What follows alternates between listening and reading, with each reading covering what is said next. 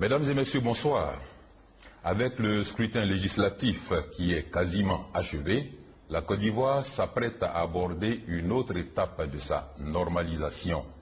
Mais que d'interrogations, que d'incertitudes se dressent sur le chemin du futur proche de ce pays qui est sorti à peine et avec peine d'une profonde crise militaro-politique.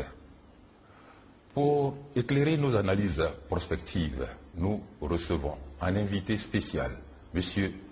Guillaume Kibafori Soro, Premier ministre, ministre de la Défense. Celui-là même qui constitue aujourd'hui une équation à plusieurs inconnus. Il va nous éclairer sur ces diverses inconnues. Alors, Monsieur le Premier ministre, ma première question est toute simple. Est-ce que j'exagère en disant que de votre sort immédiat dépend aujourd'hui l'avenir de la Côte d'Ivoire? Monsieur Thomas Benchi, je pense que c'est trop dire. Je crois que c'est un grand président qui disait qu'il faut en Afrique des institutions fortes. Je m'inscris dans cette conception, n'est-ce pas, de la gestion de l'État. Je pense que les individus sont importants pour impulser donc une dynamique, une efficacité au niveau des institutions. Mais le plus important, c'est d'avoir des institutions crédibles, fortes pour le pays. Donc je pense que nul n'est indispensable et que la Côte d'Ivoire a tout son avenir. Mais vous reconnaîtrez tout de même que chef de la rébellion armée, ministre d'État pendant 4 ans, Premier ministre pendant 5 ans, vous avez joué un rôle central dans ce qui est arrivé et arrive à la Côte d'Ivoire.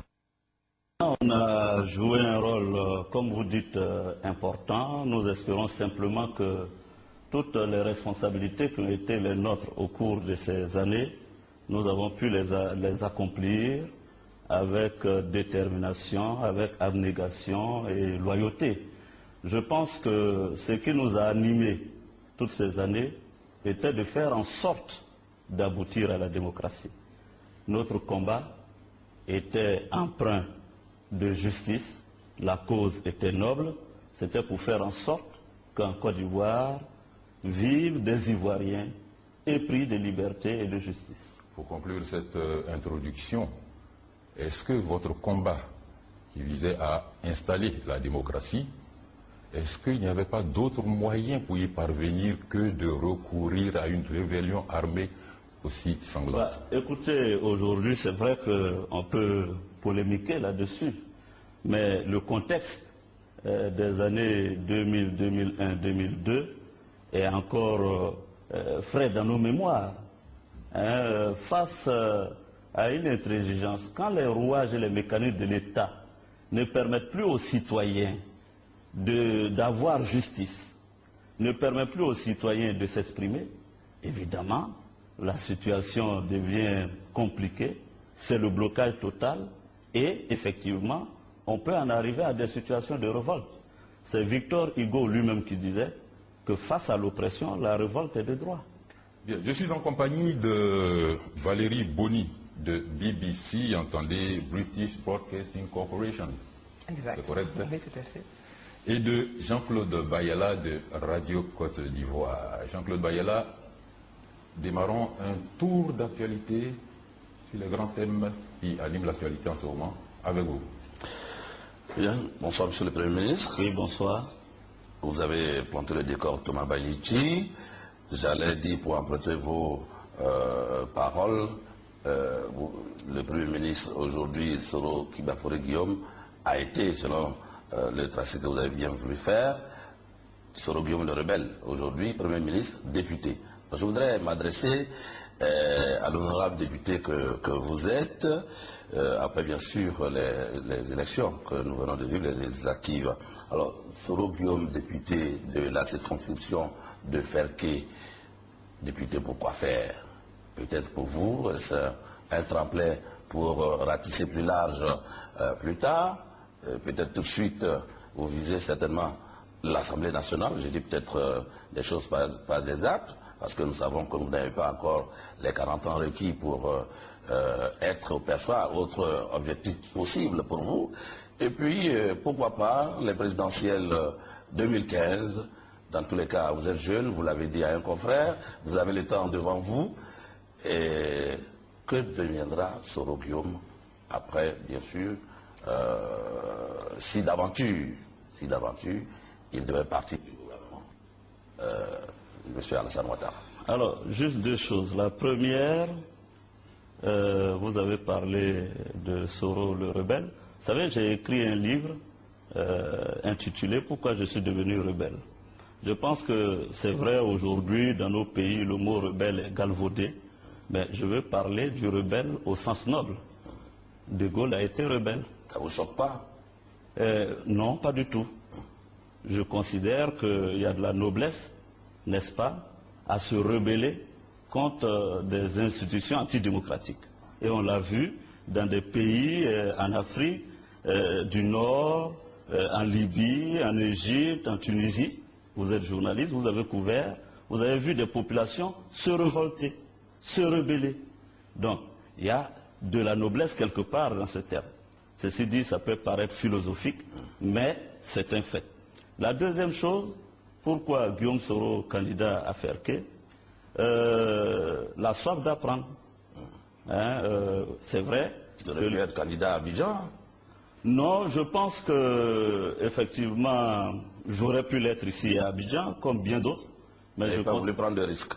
Non, ce n'est pas un problème de risque. Mais j'ai considéré qu'il fallait aller chez moi, au village, commencer auprès de mes parents, avoir leur bénédiction, et puis faire l'apprentissage. Vous savez, j'ai été ministre, Premier ministre, je n'ai jamais été député. Je voulais, n'est-ce pas, essayer le suffrage des populations, et c'est ce que j'ai fait.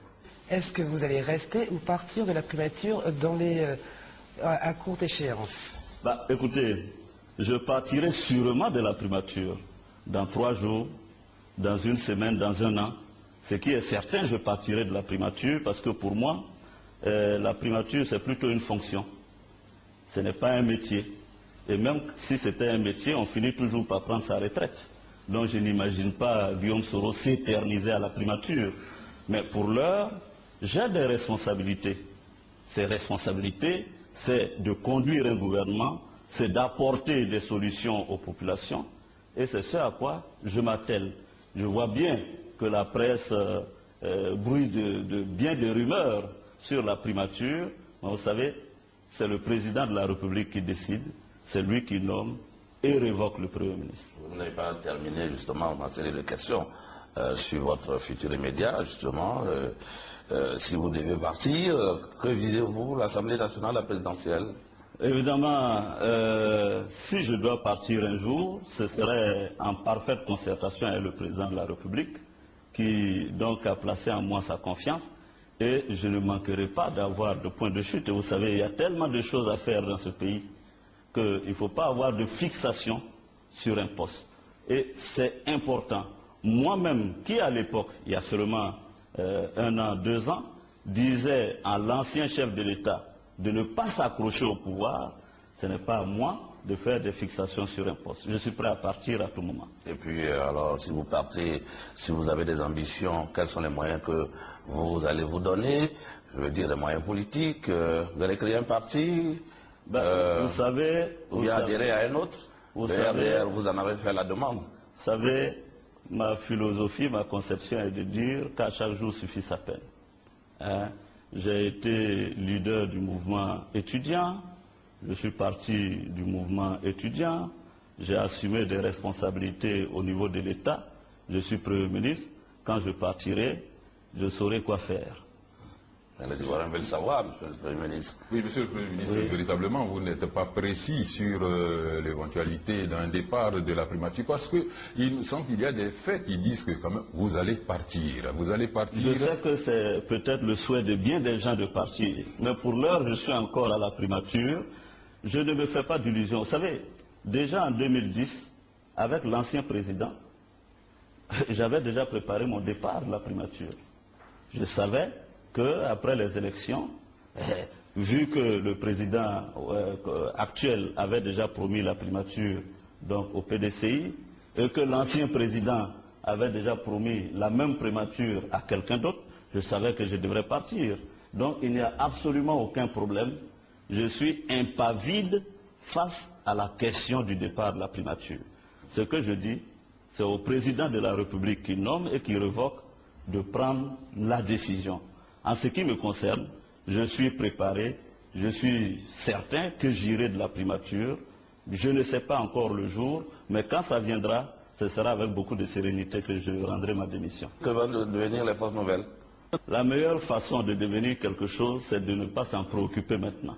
Chacun doit faire ce qu'il a à faire, tranquillement, sereinement. Vous savez, si le 19 septembre 2002, je m'étais préoccupé de savoir ce que j'allais devenir, je me serais protégé des balles, j'aurais pris trop de précautions, et la prudence peut-être aurait empêché que je fasse correctement ce que j'avais à faire. Donc je pense que quand on vous confie une responsabilité, il faut l'accomplir avec efficacité et laisser son destin se dérouler. En même temps, il faut aussi prévoir les choses. Donc il faut effectivement prévoir aussi l'avenir des forces nouvelles. Donc j'imagine que vous y avez quand même pensé. Les forces nouvelles ont tenu un conclave. Il y a eu un comité de restructuration qui a été mis en place, qui à l'heure où nous parlons est en train de travailler en synergie, en concertation avec le RHDP. Vous savez très bien que nous avons dit que nous n'allions pas nous muer en parti politique. Il y avait suffisamment de partis politiques déjà en Côte d'Ivoire et que nous allions apporter un soutien au RHDP. Donc ce comité de restructuration est en train de travailler. Quand nous aurons les conclusions, vous serez aussitôt informés. Vous avez dit que à un certain moment, vous avez déjà fait vos bagages, prêts à partir de la primature. Oui, c'est vrai. Qu'est-ce qui a motivé votre reconduction? Alors, le fait que vous ayez une branche armée dans votre mouvement? Écoutez, la première chose, c'est que nous étions conscients qu'à l'organisation de l'élection présidentielle, un président serait élu. Alors, quand un président est élu, on sort de la phase de transition et c'est au seul président de désigner et nommer le Premier ministre. Donc, pour moi, il était clair qu'à partir du moment où je n'avais pas d'accord ni avec M. Gbagbo, ni avec M. le candidat Alassane Ouattara en ce moment, je savais que je devais quitter la primature pour qu'un Premier ministre vienne, n'est-ce pas, occuper cette responsabilité. Mais, comment on appelle, le destin en a décidé autrement. Vous avez vu ce qui s'est passé. Il y a eu une forte crise et le président de la République m'a appelé à solliciter, souhaiter que je rempile au poste de Premier ministre. Je l'ai accepté, j'ai accompli ma responsabilité et cela fait maintenant 1 an. Avec le poste de ministre de la Défense, voilà. Ça a un sens. Oui, le président Alassane Ouattara m'a dit que c'était une question de confiance et qu'il considérait que je devais être le Premier ministre, ministre de la Défense. Évidemment, c'est vrai que c'est pas si simple, c'est une tâche lourde, non seulement de conduire le gouvernement. Mais c'est surtout pas innocent. C'est vous qui le dites, mais la question s'irait au président de la République. Mais toujours est-il que le président a jugé que j'étais le mieux qualifié pour assumer la charge de ministre de la Défense. J'espère que je n'ai pas déçu les Ivoiriens. Et avec les exactions des FRC, on a l'impression que la mission n'est pas totalement achevée. Sur cette question, je vais être très clair. Si M. Laurent Gbagbo, le 28 novembre 2010, avait fait une transmission du pouvoir pacifique à M. Ouattara, il n'y aurait pas eu de FRC, il n'y aurait pas eu de dérapage, il n'y aurait pas eu de mort. Incriminer certains soldats de notre armée sans en référer à la cause et à l'origine de la crise, c'est faire preuve de complaisance. En réalité, ce qui s'est passé, c'est que ces élections se sont déroulées de façon transparente, démocratique. Un président a été élu, il était de sa responsabilité, la responsabilité de l'ancien président, d'accepter sa défaite en bon perdant. Ce n'est pas ce qu'il a fait. Bien au contraire, il s'est arc-bouté sur des chars, sur l'armée, pour essayer de confisquer le pouvoir. Voici l'origine des difficultés que nous avons eues. Quel autre choix avions-nous? Après toutes les démarches politiques, moi-même j'ai fait plusieurs capitales, le président Alassane Ouattara a montré toute sa disponibilité à mener le dialogue politique. Il a offert à M. Laurent Gbagbo toutes les conditions et le statut d'ancien président sans être entendu. Je vais même vous faire une confidence aujourd'hui.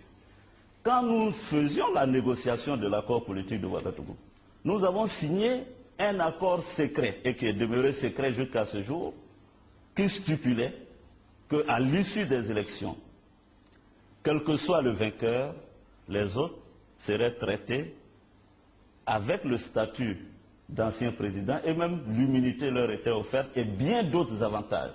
M. Gbagbo ne l'a pas saisi. Toute la communauté internationale, y compris les États-Unis, la France, ont offert bien des possibilités à M. Gbagbo pour éviter à la Côte d'Ivoire la guerre. Ça n'a pas suffi. Nous étions là. Quel autre choix avions-nous quand on tuait les femmes à Abobo, les jeunes à Yopougon, etc., et que la Côte d'Ivoire glissait inexorablement vers une guerre civile?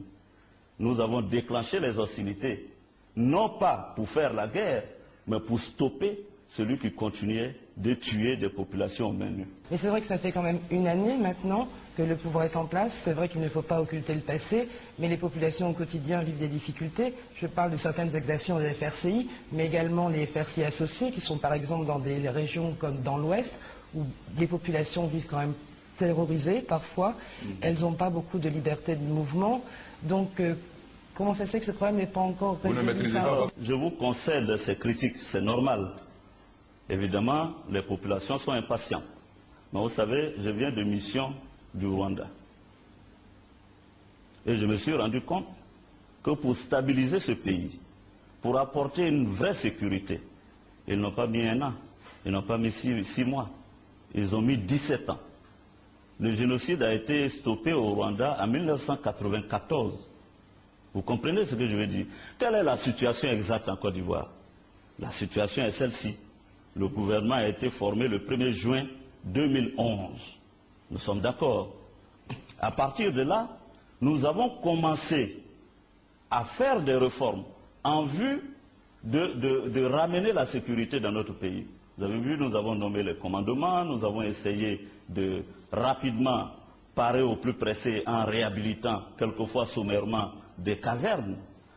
La police qui avait, parce qu'au lendemain du 11 avril, il n'y avait plus de policiers, il n'y avait plus de gendarmes, tous avaient disparu, il n'y avait plus de commissariat, de brigade de gendarmerie, tout avait été vandalisé. Nous sommes venus trouver une situation catastrophique en termes sécuritaires. Évidemment, vous avez votre évaluation de la sécurité 8 mois après. Mais la réalité est celle-là. C'est qu'aujourd'hui, au moins, quand vous sortez dans la rue, vous voyez des policiers pour réguler la circulation, vous voyez des gendarmes qui sont de plus en plus opérationnels, vous voyez une armée en pleine restructuration. Donc, on ne peut pas dire qu'il n'y a pas eu de progrès. Ceci dit, il y a encore beaucoup d'efforts à faire pour amener la Côte d'Ivoire à une situation de sécurité plus ou moins parfaite. Mais nous avons des contraintes. La première contrainte, la Côte d'Ivoire demeure être frappée par un embargo qui nous empêche malheureusement de doter nos forces de première catégorie que sont la police, la gendarmerie, d'armes pour assurer la sécurité de ces populations. En plus, nous avons des contraintes financières, ne croyez pas.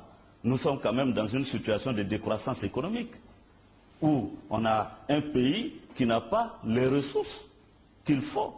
Donc, il faut injecter beaucoup d'argent pour reconstruire ces casernes, pour intégrer les jeunes associés donc, aux forces armées.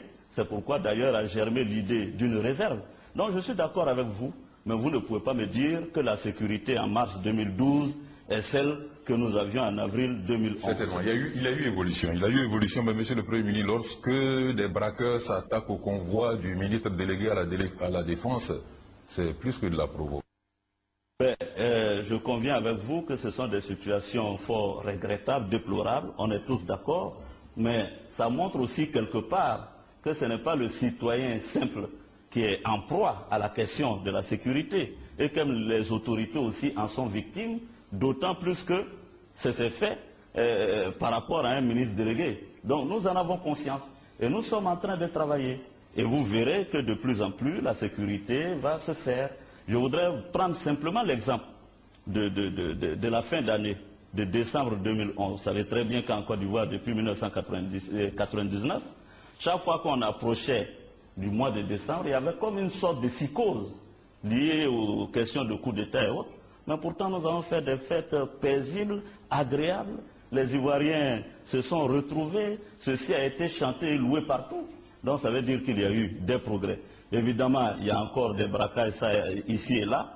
Nous ne restons pas les bras croisés, nous sommes en train de travailler et je suis convaincu que dans le trimestre prochain, les résultats seront plus que palpables. Voilà, vous l'avez dit. En attendant, monsieur le Premier ministre. C'est ce que je complète là. Vous l'avez dit, Oui. vous êtes en train de travailler. Certains observateurs notent que chaque fois que Soro Guillaume est menacé dans ses positions, l'insécurité grandit. Comme pour dire que c'est l'homme de la situation, il faut le laisser là. Est-ce qu'il se trompe? Vous faites écho à des ragots de bas étage. Pour vous laisser, quand on est responsable, quand on est Premier ministre, on ne peut pas descendre à des choses ainsi faites. Vous savez, si je veux demeurer ad vitam aeternam Premier ministre, j'en parlerai au président de la République. Je ne crois pas, à l'état actuel des relations que j'ai avec le président de la République, je pourrais lui en parler, lui demander à continuer ma mission à la primature. Donc, je suis investi de sa confiance et de son soutien. Allez, Bayala. Oui, c'est que, monsieur le Premier ministre, c'est que les Ivoiriens qui sont sortis de ce que vous savez, de cette crise chaotique, espéraient. Pour eux, c'était un ouf de soulagement. Et puis voilà que le traumatisme continue. Hein, des personnes en armes ont pris en otage, en quelque sorte, les Ivoiriens. Ils sont là, si ce n'est pas les FRC qui se déguisent en bandits, il y a de vrais professionnels aussi, des coupeurs de route, qui sévissent, monsieur le Premier, de jour et de nuit, au vu au su de vos hommes en armes. Que voulez-vous que les Ivoiriens disent?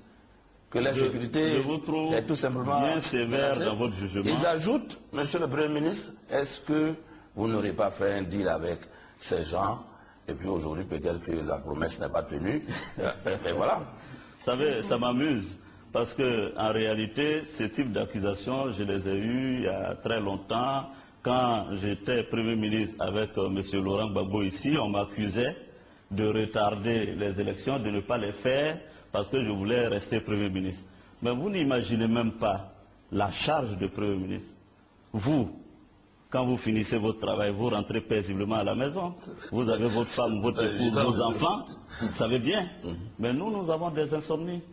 Au moment où le citoyen lambda et vous-même, vous êtes en train de dormir, moi je veille jusqu'à 5 heures du matin pour m'assurer que la situation sur nos frontières, à l'intérieur du pays, sont sécurisées. Ce n'est pas une tâche aisée. Mais ce que je veux dire, ce que je veux dire sur la question de la sécurité, il faut qu'on se mette d'accord. Je pense qu'un pays comme le nôtre, qui a connu la guerre, qui a à ses frontières des pays qui ont été fragilisés par la guerre, comme le Libéria, qui a à sa frontière le Mali, où il y a une instabilité, vous ne pouvez pas dire que des efforts n'ont pas été faits en termes de sécurisation des populations. Évidemment qu'il y a encore des dérapages, mais nous ne restons pas insensibles à ce qui se passe. Nous avons aujourd'hui près de 400 éléments de FRCI qui ont été arrêtés et sont emprisonnés pour des faits qui leur sont reprochés. Donc, il y a quand même la sanction que nous appliquons. Le tribunal militaire a ouvert, vous avez vu, nous avons commencé à juger ces militaires, à sortir des rangs des FRCI, les brebis galeuses. Donc, il y a beaucoup de choses qui sont en train de se réaliser. Je demande seulement qu'il y ait plus de patience. Ceci dit, je suis plutôt surpris, moi, parce que quand je pars dans les autres pays, on voit bien le nombre d'investisseurs qui viennent à Abidjan. Les gens considèrent que la sécurité est revenue pour la plupart.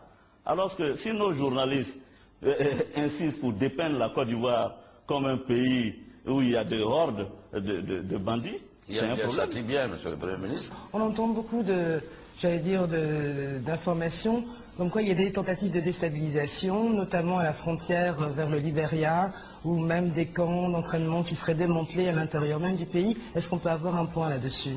Écoutez, non, je pense qu'il faut que les Ivoiriens restent sereins. Nous veillons au grain. Nous ne craignons pas ces déstabilisations. On lit les journaux, on entend ce qui se dit. Évidemment, il est vrai que certains miliciens, dans leur repli, se sont réfugiés dans des forêts quelque part, dans des frontières, mais ils sont suivis par nos forces. Et je suis convaincu que le suivi que nous faisons nous permet d'anticiper toute forme d'action. Donc je peux rassurer les Ivoiriens, nous sommes là, bien là, et nous veillons au grain. Les producteurs de café cacao, l'axe sud-ouest, les axes de l'autoroute du Nord, maintenant Boaké aux frontières, les gens sévissent là tous les jours. Alors j'ai comme l'impression que vos hommes font un peu trop de réunions. Évidemment, tout doit commencer par une réunion tout de même. On ne va pas aller en rang dispersé pour affronter la sécurité. Donc il y a un minimum d'organisation. Ceci dit, ce que je peux répondre sur la question, on peut même vous sortir les statistiques, c'est quand même différent. Nous tous, nous vivons en Côte d'Ivoire ici. On sait très bien que mars 2012, ce n'est quand même pas mai 2011. Donc il y a des progrès. Je comprends l'impatience des Ivoiriens. Je comprends les préoccupations des Ivoiriens. Et nous sommes là pour donner des réponses aux préoccupations des Ivoiriens. Mais je peux vous dire que quand nous constatons la recrudescence de l'insécurité, dans quelques régions que ce soit, des dispositions sont aussitôt prises. La gendarmerie, je peux vous le dire, a mis un dispositif spécifique anti-coupeur de route dénommé Renard qui fonctionne parfaitement. D'autres points sur l'actualité? Oui, bien sûr. L'actualité, il y a aussi, on en parlait, ce transfèrement de l'ex-président Laurent Gbagbo à La Haye. Sur cette question, beaucoup de questions sont posées. Est-ce qu'on n'aurait pas pu, pour être dans le registre de la réconciliation, juger le président Laurent Gbagbo ici à Abidjan, ou bien ça vous arrangeait de l'envoyer à La Haye, comme ça vous êtes tranquille? Sur cette question, il me faut certainement donner des éléments d'appréciation. Le président de la République, le gouvernement ivoirien, depuis décembre 2010, nous avons demandé à la CPI de venir faire des enquêtes en Côte d'Ivoire. Je dis bien décembre 2010, quand les premières tueries ont commencé. Si M. Gbagbo ne voulait pas d'un tel destin, il aurait estompé les tueries, peut-être qu'on n'en serait pas là. Première chose. Deuxième chose, les tueries non seulement ont continué, mais se sont intensifiées. La CPI est venue en Côte d'Ivoire. Et si vous vous souvenez, la CPI avait fait des mises en garde. Ces mises en garde n'avaient d'autre objectif que d'empêcher la continuation des tueries. Les mises en garde n'ont pas suivi. Aujourd'hui, la CPI est venue à enquêter et à trouver qu'ils avaient suffisamment d'éléments pour inculper certaines personnalités ivoiriennes. Entre-temps, le président de la République, dans la recherche de l'apaisement, de la réconciliation nationale, au mois de mai, m'a demandé de former un gouvernement de réconciliation. Moi-même, j'ai rencontré toutes les forces politiques, les partis politiques, en vue de former ce gouvernement de réconciliation nationale. J'ai rencontré le FPI, à l'époque c'était M. Mamadou Koulibaly, qui était le premier responsable du FPI. Je lui ai expliqué les raisons qui fondaient la démarche que j'effectuais auprès de lui. À savoir qu'il rentre au gouvernement. Avec force et conviction, je lui ai demandé de rentrer au gouvernement. Quelle ne fut ma surprise, alors qu'il était totalement bien disposé quand nous nous sommes vus, quelle ne fut ma surprise de recevoir un courrier quelques jours plus tard pour dire que le FPI n'entrerait pas au gouvernement. Nous avons formé le gouvernement, comme vous le savez, sans le FPI, puisqu'ils ont refusé de rentrer au gouvernement. Tant pis pour la réconciliation. Alors évidemment, ce n'est pas une bonne chose. Rappelez-vous qu'en 2006, au début du dialogue direct, M. Laurent Gbagbo lui-même a tendu la main aux forces nouvelles. Si nous avions refusé de faire le dialogue direct, où en serions-nous aujourd'hui? Contre la volonté de certaines personnes de mon camp au sein des forces nouvelles et de l'opposition, j'ai considéré que l'intérêt de la Côte d'Ivoire devrait prévaloir avant tout. J'ai accepté le dialogue direct. J'ai été taxé de tous les noms dans ce pays. J'ai même échappé à un attentat. Parce que certaines personnes n'étaient pas d'accord que j'aille au dialogue direct. Mais pour accepter le dialogue dans des conditions, il faut être courageux pour le faire. Nous l'avons fait.